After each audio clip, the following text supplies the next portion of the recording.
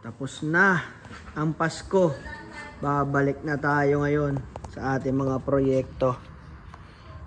So nakikita nyo, wala pang alternator, pero naka-order na tayo. Punta muna tayo saglit sa electrician para malaman anong status ng ating alternator na pang umaga lang. Yan. Tara. Ayan, ito na yung alternator na pang umaga.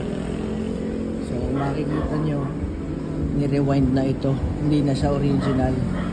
Ginawa na ng paraan. Tapos malalim na to. So yun yung sinasabi sa inyo. Pag pinalitan nyo lang yung carbon, yung sinasayar naman ng carbon, malalim na. Ayan, nakita nyo. May malalim na part, may mababaw.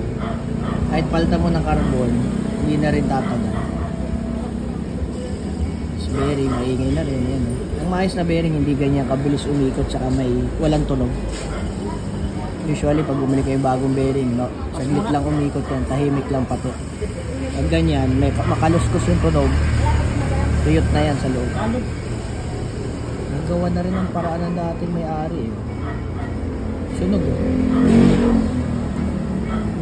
Wala na yung papel. Ito yung papel. Ayan sa loob.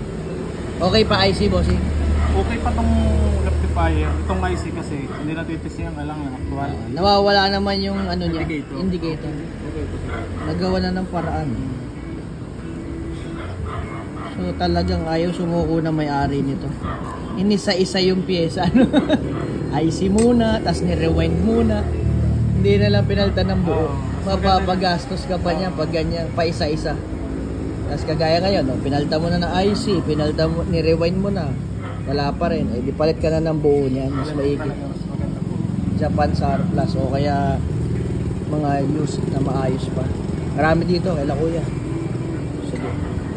Hanap tayo. Kuya, baka may makapareha sa inyo. Lipat na lang na. Housing na lang gamitin natin kasi yung makina nito, Japan.